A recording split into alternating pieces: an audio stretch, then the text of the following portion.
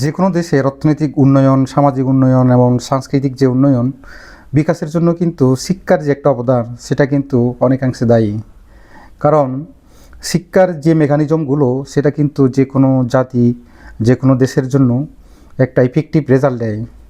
যেমন যে সমস্ত দেশগুলো শিক্ষাগত দিক দিয়ে অনেক উন্নত, সে সমস্ত দেশগুলো কিন্তু বর্তমান বিশ্বে নেতৃত্ব দিচ্ছে।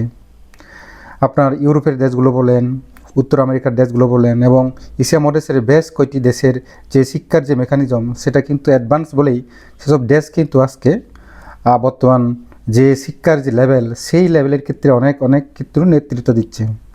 কাজেই আমরা আমাদের যে বাংলাদেশের যে শিক্ষার যে মেকানিজম বলেন, শিক্ষাগত পদ্ধতি যে বলেন, সেটা কিন্তু যুগের সাথে সমন্বয় করা অত্যন্ত আসলে জরুরি। তার ফলস্বরূপ আজকে দেখলাম আমাদের দেশের সরকার 2028 সাল থেকে আজ 4টা সাবজেক্ট সম্ভবত যুক্ত করবে। তার মধ্যে ক্রীড়া এবং সংস্কৃতি নিয়ে একটা সাবজেক্ট, যেটা চতুর্থ শ্রেণী থেকে যুক্ত করবে।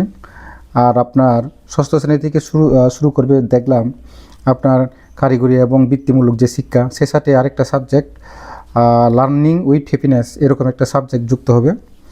হ্যাঁ, এই সাবজেক্টটা মূলত এডুকেশনাল সাইকোলজির একটা পার্ট, যেটা কিন্তু যারা ছাত্রছাত্রী পড়বে তারা কিন্তু বেশ উৎসাহ সহকারে পড়বে আশা করা যায়।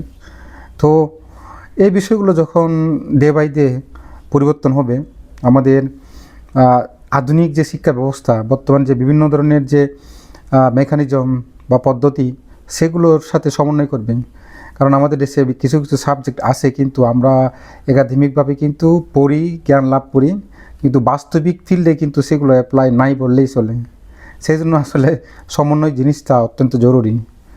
যাই হোক, আমরা সেই সুন্দর দিনগুলো প্রত্যাশা করি এবং ডে বাই ডে বাংলাদেশের শিক্ষা ব্যবস্থা এবং শিক্ষার যে মান সর্বক্ষেত্রে এটা আমাদের অ্যাডভান্স লেভেলে নিয়ে যেতে হবে।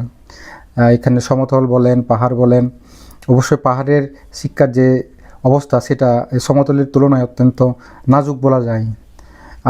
আশা করব আমরা সকল অঞ্চলে, সকল জেলায় শিক্ষার দিক দিয়ে অনেক অনেক অ্যাডভান্স হবে।